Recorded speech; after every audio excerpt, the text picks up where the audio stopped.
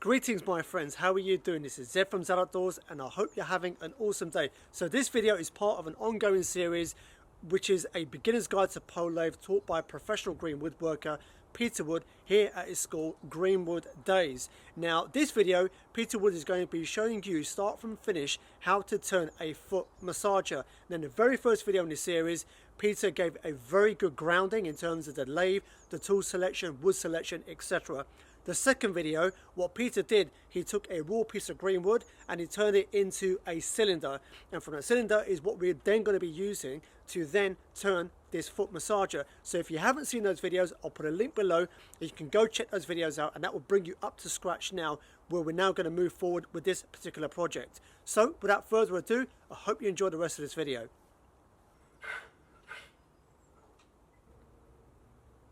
So Peter, welcome once again.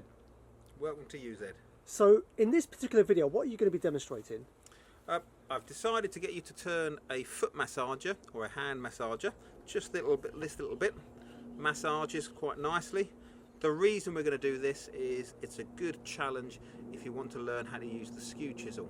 Always the chisel that people find hardest. Give it a go. You'll practice using it lots on each round over. So what's the first step in the process? Okay, well if you look at the previous video, you'll see how we split this from a larger log, axed it, draw knifed it, got it to a cylinder and put it onto the lathe and turned it down to a cylinder. So now the next thing we want to do is turn it into a foot massager. Now you could turn it straight along and just round over each piece, but I like to put a nice little curve in first of all. So to make a nice little curve we're using the big gouge. As I said previously, dominant hand holds it to the back and the subdominant hand holds it on the tool rest. This stops it moving around, and then we want a nice low angle, so your back hand needs to be nice and low. So we're going to treadle up and down, and then we're going to work out. I'll move my hand out the way so you can see what I'm doing. We're going to work so that the big gouge works from large down to small diameter, not from small to large. You can see how it starts roughing up the wood, so we want to come back this way. We're following the way the grain goes, but I'm still taking a light cut, just skimming across the top. We're turning again a bit of really green cherry, makes it very soft, nice and easy to work. You'll also notice I've turned a little hollow at this end, and that's sort of like a drive train for the string to run around. It's fine to work on the foot massager with the string around here when you haven't got the roundovers over, but once you've done those it's quite hard with the string running around, so it's good to put it to one side and just have it running there.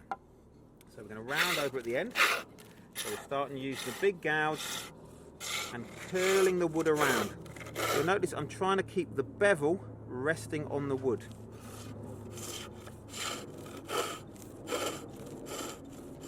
Okay, now we're going to use a different chisel. We're going to use the spindle gouge just to accentuate these curves. Works the same way as the big gouge.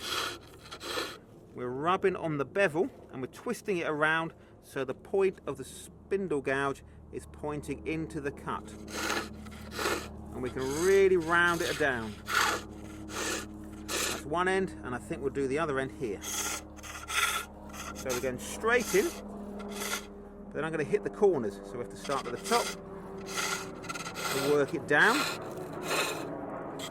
And start at the top and work it down, just to get a nice curve.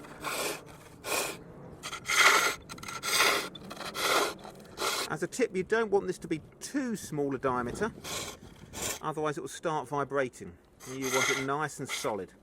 Can you see all the liquid, the sap coming out there? That's a really green bit of cherry. Okay, let's put this on now. We're going to focus on, for the rest of the time, the skew chisel. The first thing to remember about the skew chisel is have it sharp, have it razor sharp. I find when people are having problems with the skew chisel, the first thing I do is take it away and sharpen it, and then when it's sharp half of the problems have gone away. Makes it nice and easy, or much easier to control. Okay, we're going to use the tip to mark out where we're going to do our beads or roundovers. So we're going to treadle up and down, try and get a nice long stroke with your foot, all the way up and down. The tip is going to go in, out. Don't leave your chisel on as your foot comes up, otherwise it shoots back out, and then you automatically push down again and it digs in. So I'm going to mark there, there, there. Try and get some nice, roughly even beads. Now we want to make that little V much deeper. So to do that, if we continue pushing in, we're not going to get much deeper and it's going to bounce off. So we need to make that V wider. So I'm going to angle it just to one side. I'm going to take the tip and work it down. I'll show you again. You can see just the tip beginning to take a groove, and I'm pushing it down. And let's do another one here. We can work it along. Notice how I'm taking 3 or 4 pumps of my foot to get down to the bottom of the groove.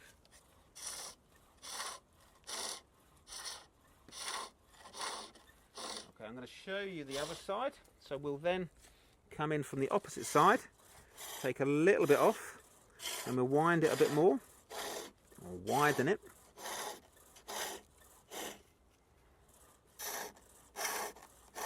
Make it nice and deep so we can really accentuate that bead. We'll have to do the same on this side. I'm not pushing very hard with my skew chisel. Just using the tip just to bring it down. That's ready to start shaping into a bead. So I'm going to flip my skew chisel over. Let's go this way so you can see. So we've got the tip going up, heel going down, and we're going to start off without cutting, and then I'm going to bring my backhand up until it just comes into contact there and starts cutting. See, it's just taking a little bit off, and I'm going to start rolling my hand around. Now as I roll my hand around, I tend to lose contact with the bevel that's underneath. If I lose contact, it will come up and it will spiral across the work. So I have to twist my hand around and move it up at the same time.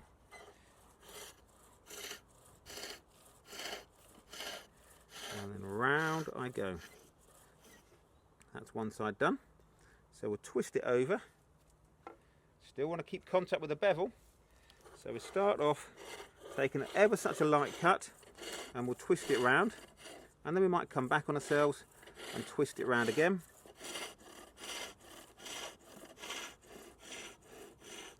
Almost vertical. Notice how high up my backhand is. So I've gone from down there all the way up and across. I'm going straight in, and that gets you your first bead. All we've got to do now is 1, 2, 3, 4, 5, 6, 7 more beads. So plenty of practice there. Let's show you one without commentary.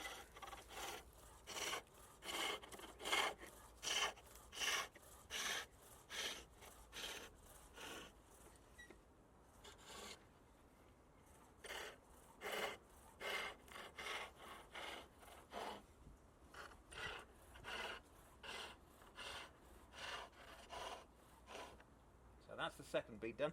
I've not taken that V down as deep as I should have, so it doesn't quite curl round as well as I would like. So let's take a little bit more of that wood out.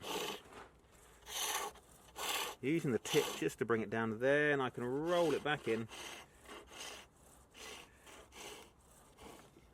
And that makes it a little bit better shape. Okay, so I'll show you again on the next 6 beads. So we're taking the tip and we're widening that V. Just so you know, I'm cutting with the very tip rather than actually the bevel.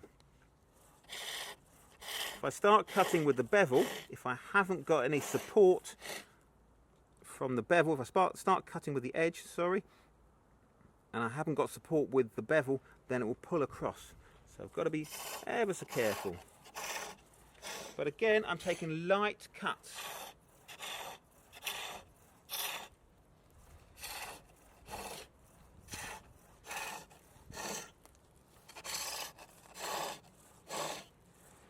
Just making it a nice and wide V, ready to start shaping those beads.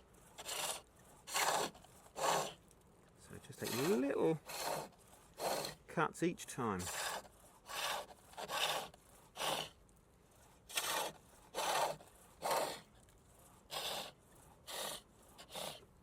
One more here. So I'm going straight in a little bit, angle it just slightly.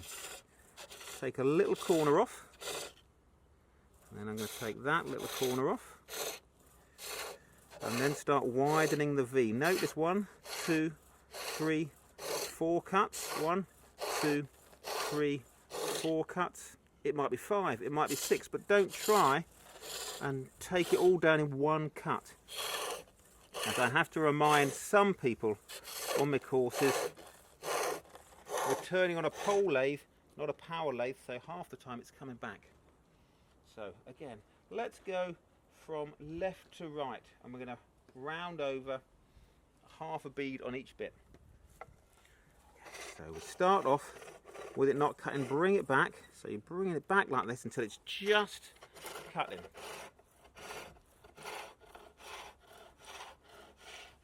Round it over.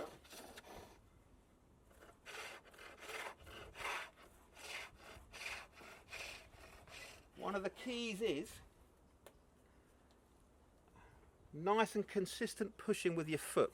So your foot, whatever you're doing, you notice I'm still pushing up and down even though I'm not doing anything with my skew chisel. Keep doing that, and then that consistently does that. You forget you're doing it, and you can then concentrate on what's happening at the tip of your chisel. So now I can take little bits off, little cut, little cut, little cut, stop, have a look, but I'm still pumping up and down, and then keep on going so I get that rhythm.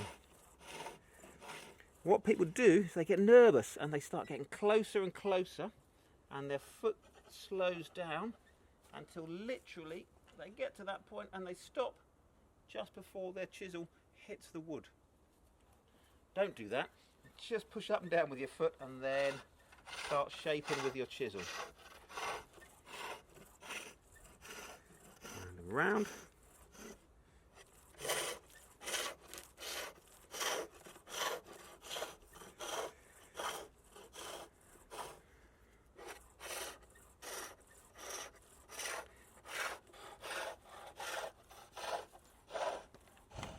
Okay, so we've rounded over from left to right. So now we want to come back on ourselves and go from right to left. The top bit of where you cut is the hardest bit because that's when it's going to tend to dig in. So we bring it up, just take a light little cut.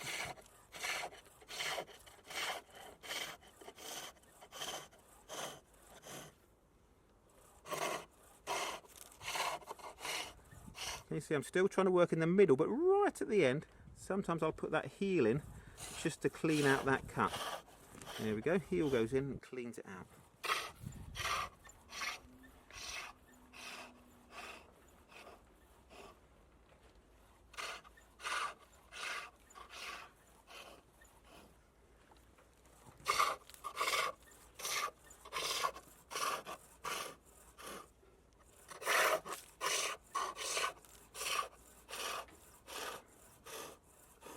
It's worth at this point just standing back and trying to even things out by flipping different ways with the skew chisel. That's why I do like the skew chisel.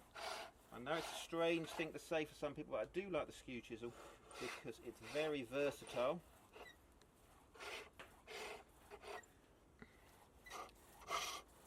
But it is one of those chisels where you need to spend a day, a couple of days, getting it right, getting it wrong, changing the angles, seeing how it all works. And what you're trying to do is learn why it is that a chisel goes wrong, why it is that a chisel goes right. Much better to turn a load of these and go wrong and know why it is that that chisel is going wrong than just do it all perfectly and not know why it might go wrong. So that's roughly going. It could be slightly better. But I'm then going to grab a handful of shavings Put the chisel back in the box. Always put the chisel back in the box. You can spend a bit of time sharpening your chisels, and so if you just drop them, then that's a bit more time for you to work. So just using that handful of shavings just to burnish it. And there we have 1 foot massager. Okay, once you've finished turning on the lathe, hold on to your piece of wood, then undo the centre. If you don't hold on, it's going to go flying off, which is less good. You'll notice also I've got this string here. That is a bit of health and safety. If you hit the piece of work you're turning wrong and it pops out of the centres, this string acts like a catapult and it flies across. So that will arrest and slow down the piece of wood flying off. That's the first time I've seen that, you know. Someone do that. It's very useful, especially if you're doing demonstrations outside and people are watching and you've got kids standing there. Puts my mind at rest. Finally, this is really green, so it's going to dry out after I finish turning it. I would put it, especially in the summer, straight away in the shade. Keep it nice and cool to allow it to dry out naturally. What you don't want to do is leave it in direct sunlight straight away, and then it will dry too quickly and you get the ends check in and you might get a split along there. But once it's dry, a bit of oil, and that's your job done. So there you go, my friends. That is a wrap for this part of this ongoing series on pole lathe, taught by expert greenwood worker Peter Wood here at his school, Greenwood Days. As mentioned at the beginning of this video, we have done a complete beginner's guide in talking about the lathe, the tools, etc. We've also done a second video which brought you up to the point where Peter Wood then started to turn the foot and hand massager. So all of those links will be down below in the description. Also, Peter Wood does teach here full time. He's a renowned teacher running a multitude of different courses throughout the year, and he also brings in a lot of guest instructors. Is highly respected, and what I would encourage you to do, as always saying thank you for Peter allowing me to come down and document this video, is I'll put a link to his website below, greenwooddays.co.uk. Please go over there, check that out. Lots more information is there about the work Peter is doing, all the different schools he's running, the classes, etc. Also on his website, he does send out an email newsletter from time to time, give you an update on everything that's going on, as well as a lot of the exhibitions and shows he does around the country. So I would highly encourage you to not only check his website out, but also join his email newsletter. Also, Peter is very active on Facebook and Instagram, posting up daily, so you get a real behind the scenes look at the multitude of things that he has going on. Links for those will also be down below, and it means the world to me. You go and check that out and give him a follow on Facebook and Instagram. So I look forward to seeing you in the next installment of this pole lathe video. Please do go check out the previous episodes by using the links below. And as always, I hope whatever you're doing, you have a blessed day, a blessed week ahead. This is Zed from Zed Outdoors. Peace out.